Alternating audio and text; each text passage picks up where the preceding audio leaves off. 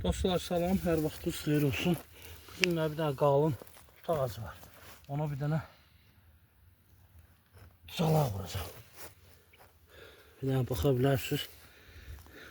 Bax, tut hazır. Su verir. 4 dənə buna xartut vuracaq.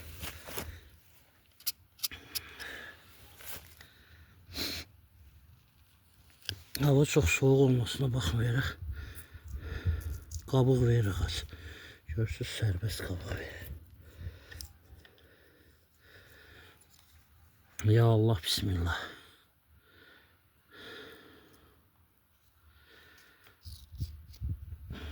Bak bu qədim üsulla rəhmətlik babam üsulla.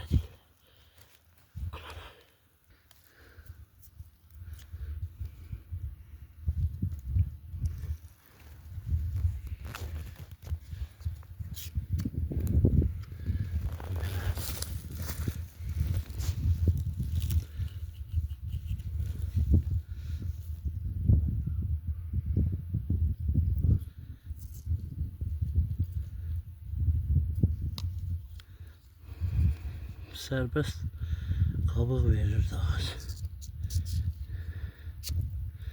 Görürsünüz.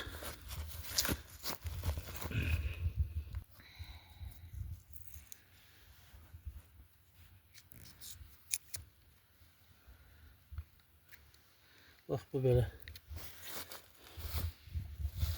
İndi palçığım vurur dostlar. Palçığım.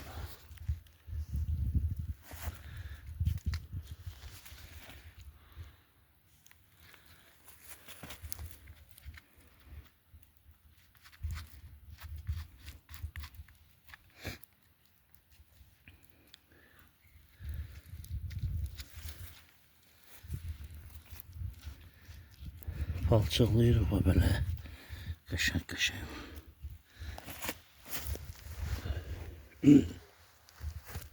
Sonra bunu yanın qəşəng bağlayacaq. İnşallah.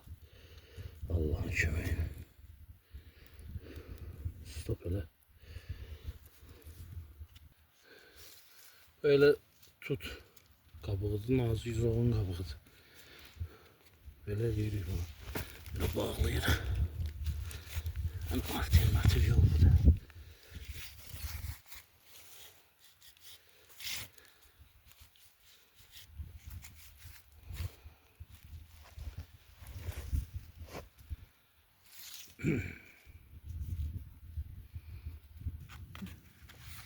Dostlar böyle bu tut qabığını. Böyle öz qabığını sarıyorsunuz. Sonra böyle bir tane qəşəng bağlıyorsunuz.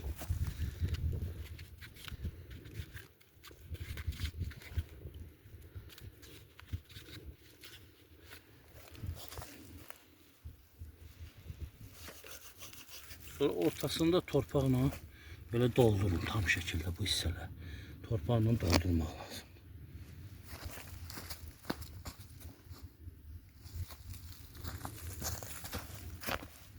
Bu torpağı əzirsən tökürsən bana.